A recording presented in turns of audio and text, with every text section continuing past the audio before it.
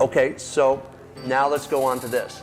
Give me an idea of what a typical day looks like. I'm sure there is no typical day. But give me an idea of a day off season, give me a day in season, and some ideas about what you deal with travel-wise with the team that people wouldn't know, that I don't even know. Okay. So I'll give you 2 days in season. So we'll go game day, non-game day. Say we go a practice day in season. Practice will generally start at 10. So we start either treatments or stuff in the weight room at 8 o'clock. So we got to be ready to roll about 7:30. So I'll be there at about 5 so I can get my workout in. What I found as well is you have to make certain sacrifices. So if you're preaching that everyone has to be in shape and everyone has to be the best they can, I highly recommend you live it. I'm just telling you. And then the routine that happens with, especially in the NBA, and how long and tedious it is, you can get out of that routine. So I don't. You know, so are there times when I'll take a pre-workout with 250 milligrams of caffeine? Absolutely. But that's just that's what I do. At around about 7:30, I sit down with my assistant and we talk about a big game plan. This is what we're going to do. We've got 15 guys coming in. These are the injuries. This is what we're going to do pre-practice.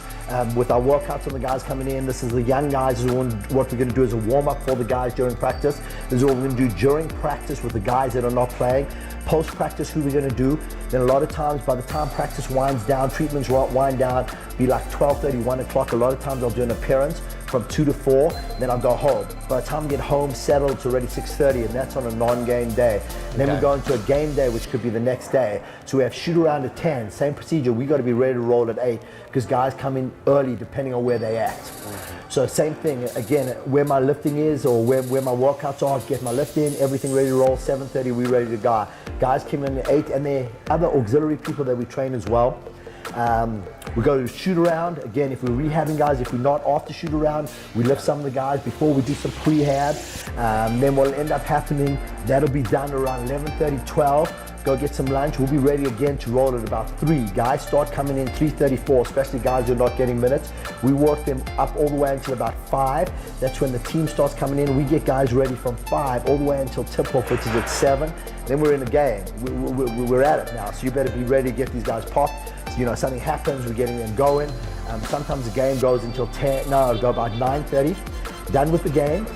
A lot of times go back, make sure we're replenishing glycogen store. Some guys we do some extra conditioning with. This rolls in now, we're in the mat to fly out that night and play another game the next day. So you better strap it on. Sometimes you'll have 4 games in 5 nights. You know, in the lockout season, we'll play 3 games, day off, another 2 games, all in different cities. So it's like there are times you just got to make sacrifices. But here's the thing, it's exactly what I told you before.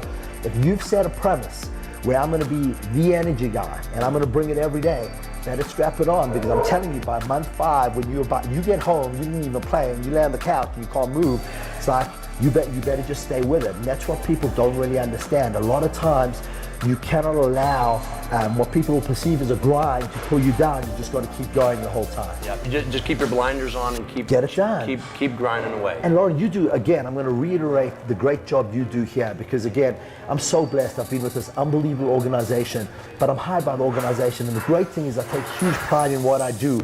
But a guy comes, he gets, we got a great draft pick last night. I'm saying he could be the best dude in the draft. I'm so excited. Really? Ridiculous. He's a stud. He's a genetic freak.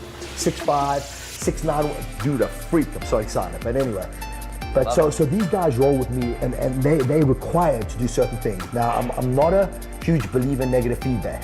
So if they don't, I take the onus upon myself to make them understand why it is we're trying to do what we're doing. I don't like to fire them. I just don't want to create that premise. They need to be accountable for what they're doing, and I have to try and sell that. But you have to resell to people who don't necessarily want to do this, and they got to keep coming back. And you have a ton of professional athletes, and I'm just telling you, I've worked with professional athletes, love them. A lot of times they want things for free. So you do an amazing job, and people get too enamored with the fact that I just want to work with professional athletes. Understand what it is you're doing with professional athletes. The great thing about professional athletes, as you know, they have much better compensation patterns. So it allows us more room to mess them up. But go get an 80-year-old who's had a stroke and try work with them. Now that is unbelievable work. You get slight dorsiflexion, but we get so messed up in this hype. We get on YouTube and we take pictures out. We're like, we're gonna apply that to our workout. Apply what? You gotta have a thought process.